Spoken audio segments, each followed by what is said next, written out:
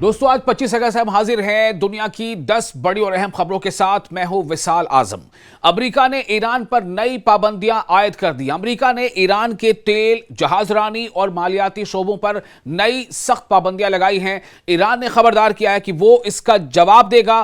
اس پیش رفت سے مشرق وسطیٰ میں کشیدگی مزید بڑھ گئی ہے۔ عمان کے قریب تیل بردار جہاز پر حملہ۔ عمان کے ساحلی علاقے کے قریب ایک آئل ٹینکر پر حملے کی اطلاع ملی ہے۔ واقعے کے بعد سمندری تجارت اور تیل کی ترسیل کے بارے میں خدشات بڑھ گئے ہیں۔ حکام حملے کی تحقیقات کر رہے ہیں۔ یوکرین کو مغربی ممالک کی حمایت جاری۔ برطانیہ اور فرانس نے یوکرین کے ساتھ اپنی حمایت جاری رکھنے کا عزم دہرایا ہے۔ روس اور یوکرین کے درمیان جنگ اب بھی جاری ہے۔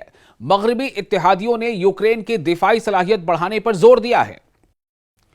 جنوبی سوڈان میں اقوام متحدہ کے 2 امن فوجی ہلاک۔ جنوبی سوڈان یعنی ساؤتھ سوڈان میں ایک گھات لگا کر کیے گئے حملے میں اقوام متحدہ کے 2 امن فوجی مارے گئے۔ اقوام متحدہ نے واقعے کی مذمت کرتے ہوئے تحقیقات کا مطالبہ کیا ہے۔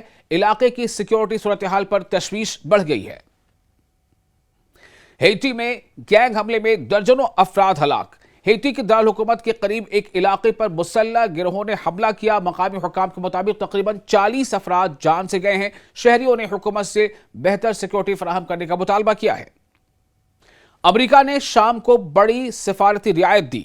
امریکہ نے شام یعنی سیریا کو دہشت گردی کی سرپرستی کرنے والے ممالک کی فہرست سے نکال دیا ہے۔ اس فیصلے سے شام میں بیرونی سرمایہ کاری کے امکانات بڑھ سکتے ہیں۔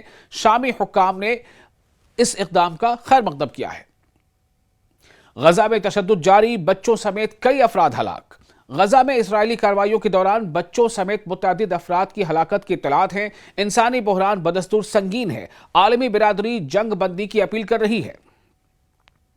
امریکہ اور جنوبی کوریا کی مشترکہ فوجی مشق منسوخ۔ جنوبی کوریا نے کہا ہے کہ امریکہ نے ایک مشترکہ فوجی مشق منسوخ کر دی ہے۔ اس کی ایک وجہ ایران سے متعلق بڑھتی ہوئی فوجی مصروفیات بتائی جا رہی ہیں۔ دونوں ملکوں نے دفاعی تعاون جاری رکھنے کا عزم ظاہر کیا ہے۔ کینیڈا اور امریکہ کے درمیان تجارتی تنازع بڑھا۔ امریکی انتظامیہ نے کینیڈا سے درآمد ہونے والی گاڑیوں پر زیادہ ٹیرف لگانے کی دھمکی دی ہے۔ اس سے دونوں ملکوں کے درمیان تجارتی کشیدگی میں اضافہ ہوا ہے۔ آٹو موبائل صنعت اس معاملے پر گہری نظر رکھے ہوئے ہے۔ نیتن یاہو کا ایران پر سنگین الزام۔ اسرائیلی وزیر اعظم بنیامین نیتن یاہو نے دعویٰ کیا ہے کہ ایران نے ان کے ایک بیٹے کو نشانہ بنانے کی کوشش کی۔ اس بیان کے بعد دونوں ملکوں کے درمیان تناؤ مزید بڑھ گیا ہے۔ ایران کی جانب سے اس الزام پر تفصیلی رد عمل سامنے نہیں آیا ہے۔